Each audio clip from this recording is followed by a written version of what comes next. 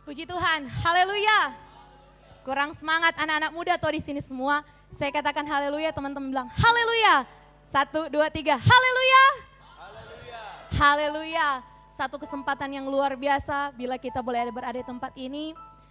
Saya percaya ini semua bukan cuma kebiasaan kita atau karena teman panggil, tapi saya percaya itu semua karena kerinduan kita mau menyembah Tuhan di tempat ini. Amin. Kerinduan kita mau bersekutu bersama-sama dengan teman-teman yang rohani tentunya. Haleluya. Puji nama Tuhan, pada malam hari ini saya ingin berbagi kepada teman-teman, berbicara tentang keberhasilan. Coba tepuk kiri kanan katakan keberhasilan. Keberhasilan. Saya percaya berbicara keberhasilan, tentu semua orang suka dengan keberhasilan. Atau ada di sini yang tidak suka keberhasilan? Rini, suka keberhasilan? Tentu suka sekali. Mau dia berhasil di dalam Tuhan atau berhasil di luar Tuhan, tentunya semua orang itu suka yang namanya keberhasilan. Tapi malam hari ini saya khusus untuk berbicara keberhasilan buat teman-teman semua, berbicara tentang keberhasilan di dalam Tuhan. Amin. Coba katakan keberhasilan di dalam Tuhan. Banyak tokoh Alkitab di dalam Alkitab menggambarkan, menuliskan keberhasilan yang mereka capai. Atau keberhasilan yang mereka telah alami ketika mereka mengikut Tuhan. Soalnya tidak ada di Alkitab dicatat kalau mereka mengikut Tuhan terus gagal karena Tuhan. Tidak. Semua rencana Tuhan itu pasti Tuhan mendatangkan kebaikan, keberhasilan, tergantung manusianya tentunya. Dan malam hari ini saya ingin membagikan kepada teman-teman belajar dari tokoh Alkitab bagaimana tokoh ini bisa berhasil. Dari sekian banyak tokoh Alkitab saya pilih ini karena menurut saya dia ini orang yang luar biasa di dalam Tuhan. Pelayanannya itu full kepada Tuhan. Ketika dia berikan dirinya melayani Tuhan saat itu, tidak ada kata mundur. Tidak ada di Alkitab tuliskan ketika dia melayani Tuhan saat ini, dia mundur. Tidak ada dikatakan di Alkitab ketika dia melayani Tuhan saat ini, dia bimbang hati, dia ragu dengan panggilannya. Tidak. Makanya Alkitab catat bahwa dia adalah salah satu termasuk orang yang berhasil mengikut Tuhan. Tentunya siapa?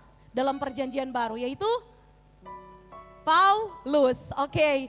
Malam hari ini saya ingin membahas atau membagikan kepada teman-teman satu tokoh Alkitab, Paulus. Kalau kita lihat dalam 2 Timotius 4 ayat 7 katakan seperti ini. Aku telah mengakhiri pertandingan imanku, pertandingan yang baik, aku telah mencapai garis akhir dan aku telah memelihara iman.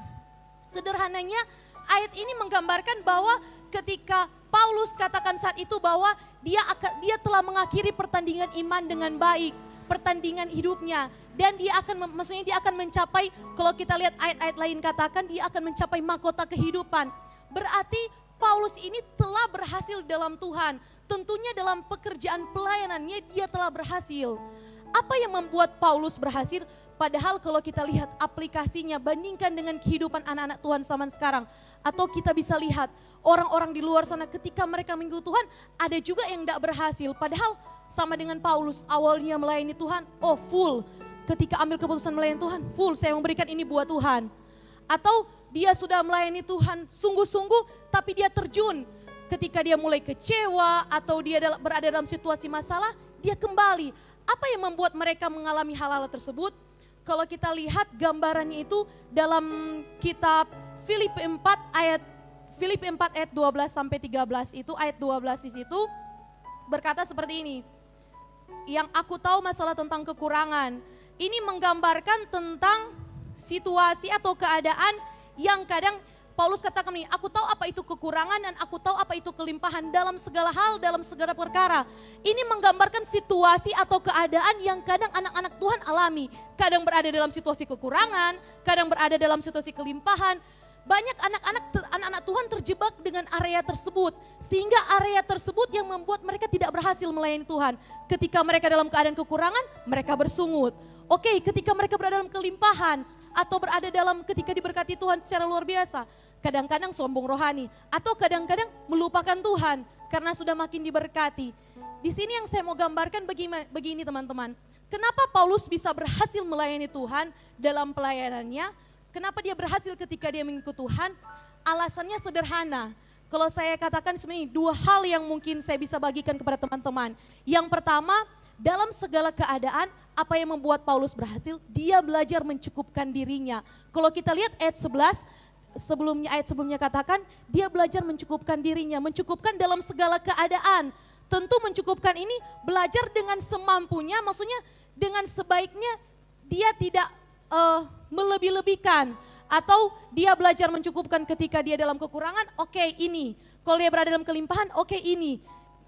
Tidak melebih-lebihkan atau tidak berfoya-foya atau apa dalam segala hal seperti itu. Ini yang saya katakan hal pertama. Hal kedua, apa yang membuat Paulus bisa berhasil dalam pelayanannya? Ayat 13, kuncinya ini yaitu apa? Segala perkara dapat kutanggung di dalam Dia yang memberikan kekuatan kepada aku. Ini bagian yang terakhir. Oke, banyak orang bisa belajar mencukupkan diri. Oke, banyak orang bisa belajar untuk membatasi diri. Saya tidak bergaul dengan ini, saya bisa begini. Tapi kunci yang terbaik itu atau kunci yang terakhir itu ini, yaitu apa? Segala perkara dapat kutanggung di dalam Dia yang memberikan kekuatan. Kita tidak bisa tanpa Tuhan. Oke, kita punya kekuatan sebagai manusia, kita itu terbatas teman-teman. Tapi keberhasilan yang dunia jadikan kepada kita atau yang dunia berikan kepada kita, oke, kita bisa pakai kekuatan kita. Tapi saya mau tanya malam hari ini, sampai di mana batas kekuatan kita yang kita bisa miliki sampai saat ini? Mungkin cuma sampai 50%, 60%, 70%, ketika datang situasi keadaan kadang-kadang membuat kita mundur. Ini kunci yang terakhir, yaitu apa? Segala perkara kutanggung di dalam Dia yang memberikan kekuatan kepada aku. Berarti teman-teman malam hari ini saya mau katakan kepada teman-teman, kunci keberhasilan dari Paulus atau bagaimana Paulus bisa berhasil dalam melayani Tuhan, selain dia belajar mencukupkan diri atau membatasi dirinya, dia juga belajar untuk melakukan segala sesuatu dia berikan kepada Tuhan. Karena Tuhan yang mampukan dia, karena Tuhan yang bisa memberikan dia kekuatan. Kita sebagai manusia terbatas. Untuk itu malam hari ini saya mau katakan, boleh kita berhasil di dunia ini dengan karir kita, pekerjaan kita, belajar kita, gak masalah. Yang penting kita serahkan semuanya kepada Tuhan. Karena ini yang menjadi keberhasilan bagi anak-anak Tuhan. Ketika dia belajar berharap kepada Tuhan dan andalkan Tuhan dalam hidupnya. Amin. Puji nama Tuhan. Demikian motivasi yang saya bisa bagikan kepada teman-teman. Tuhan Yesus memberkati. Salam Mahanaim. Oke, puji Tuhan.